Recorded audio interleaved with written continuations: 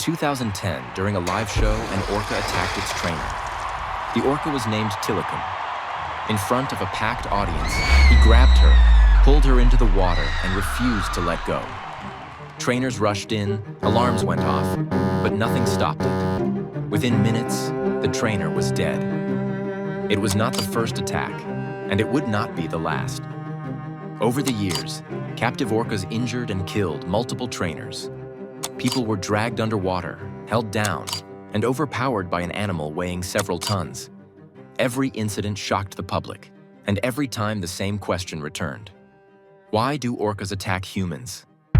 But that question hides the real mystery.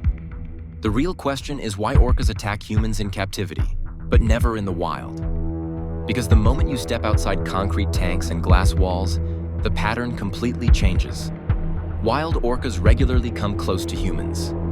They have surrounded small boats, followed kayaks for long stretches of time, passed beneath surfers waiting for waves, and swum slowly around divers in open water.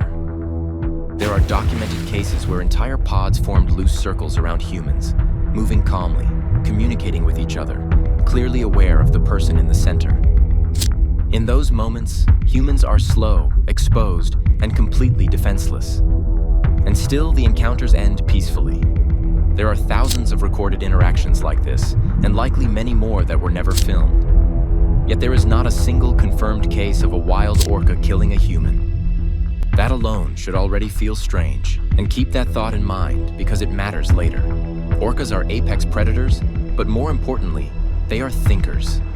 They hunt using strategies that look closer to planning than instinct. Different members of the pod take on specific roles depending on the target. Some push prey toward barriers, others block escape routes, and others wait for the right moment. These behaviors are learned, shared, and refined over generations. Some orcas create waves to knock seals off ice. Others intentionally beach themselves to grab prey and slide back into the water.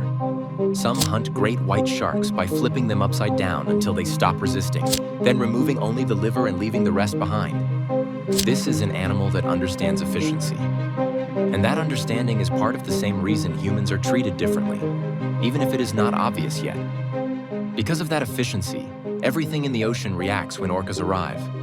Tracking data shows great white sharks abandoning entire hunting grounds when orcas appear, sometimes fleeing hundreds of miles away and staying gone for months. Seals panic, dolphins scatter, and even large whales alter their migration paths. Orcas sit at the top, not just because of strength, but because of intelligence, and probably their estimated 19,000 psi bite force has something to do with it too. And intelligence changes how you choose your battles. Their brains are massive, especially the regions tied to emotion, memory, and social awareness. They communicate using complex sounds and distinct dialects. Orcas from different regions can tell each other apart instantly, the same way a European immediately notices when an American talks in feet instead of meters. The difference might seem small to us, but to them, it is obvious. They recognize individuals. They remember faces, voices, and events for decades. Which again raises the question, if they remember this much, then they also remember outcomes. So when an orca encounters a human in the wild, it is not confused or guessing. It understands exactly what it is seeing. And in some cases, that understanding leads to something even stranger. In recent years, researchers and wildlife observers have reported wild orcas appearing to offer objects to humans as a gift. They release items near people and then wait. Sometimes it is fish, sometimes chunks of liver, stingrays, or even dead birds. Whatever it is, the behavior looks deliberate, almost like a signal rather than an attempt to feed.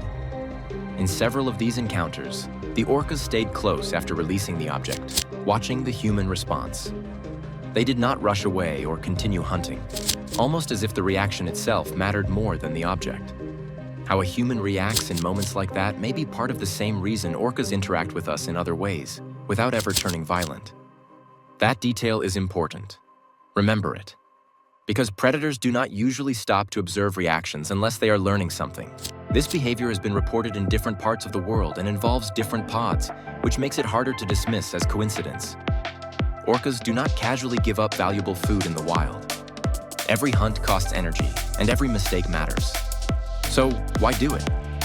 Some researchers believe this could be social curiosity. Within their own pods, orcas share food as a way of building trust and strengthening bonds. Extending that behavior toward humans may be a way of exploring interaction with another intelligent species.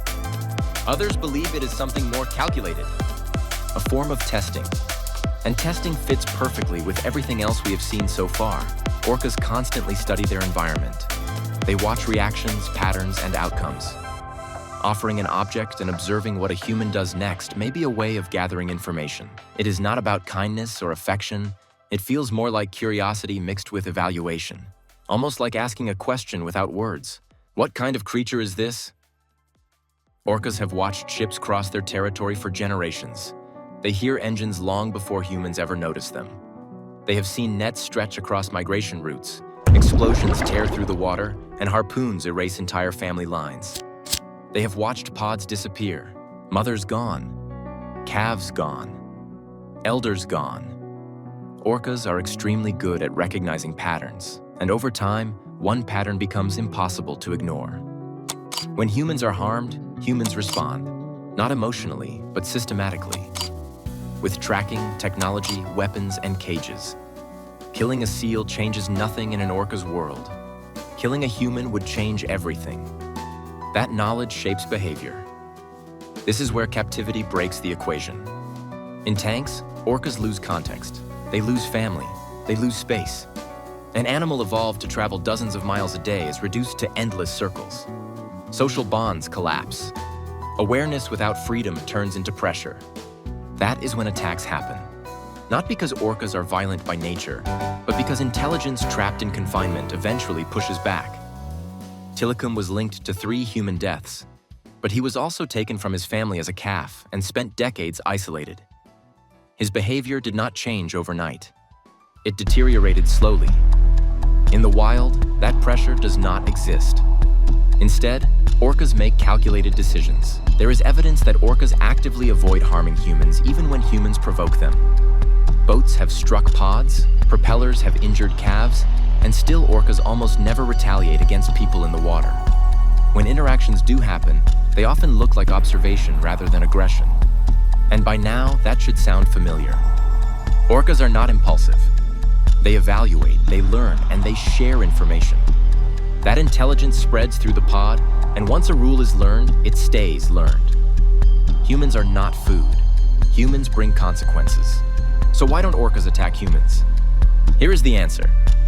Orcas do not avoid harming humans because they are gentle, and they do not spare us because they lack the ability to kill us.